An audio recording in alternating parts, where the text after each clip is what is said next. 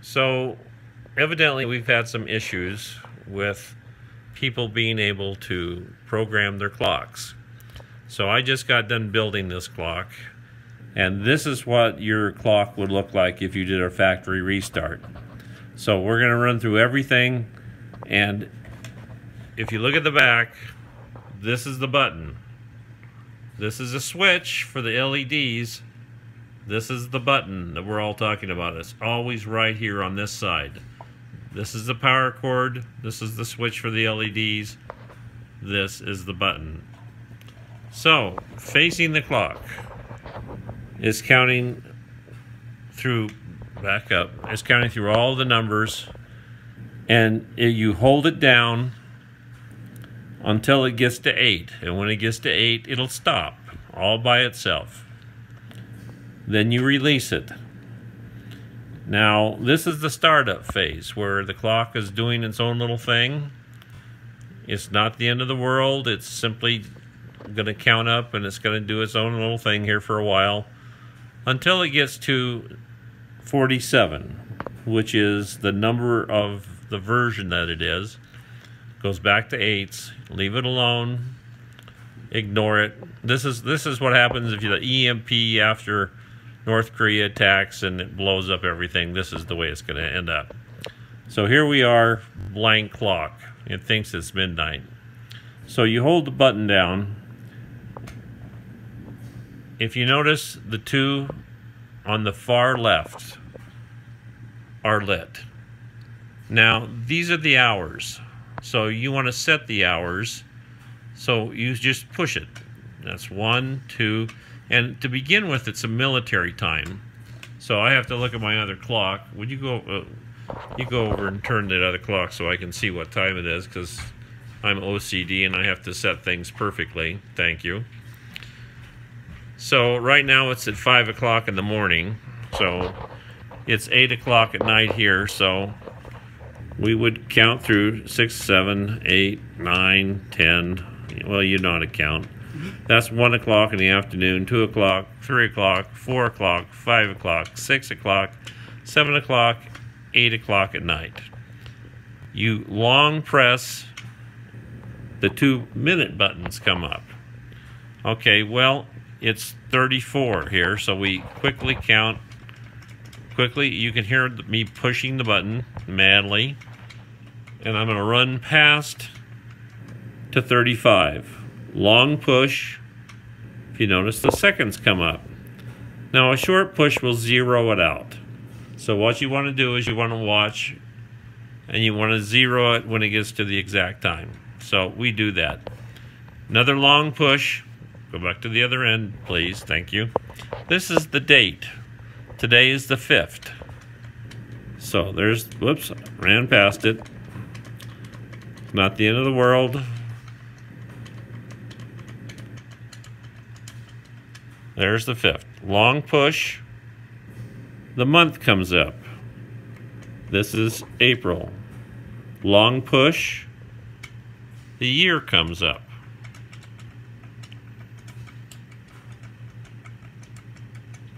'18. Long push. Now this is where the flashing zeros over here on this corner are just barely flashing by themselves. This is the set mode. This is where you enter all the values that I've already entered in your clock. I don't suggest doing this, but this is the indicator tube. Show the center. So the 0, 0, 0, 0, 6 zeros is 24 hours. So we want a 1. That puts it on 12-hour mode. Long push.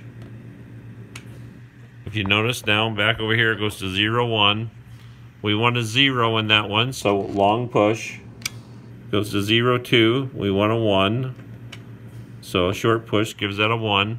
Long push goes to 0, 3. We want a 1. There's the 1. Long push, this is the date, which is a 0, 4.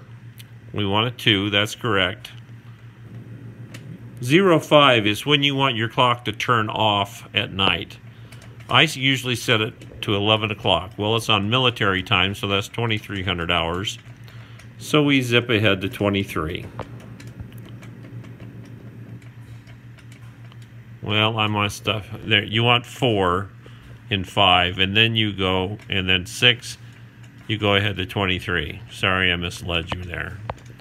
But this is all in your instructions, if anybody will read your instructions. Long push again is flashing 07. If you look there, 07 very faintly on the right. Okay, this means it'll start at, then tube number 4 is a 7. That means it'll start at 7 o'clock. I like mine, since I'm early, I'm old and I get up early.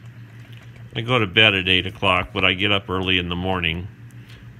I like to have it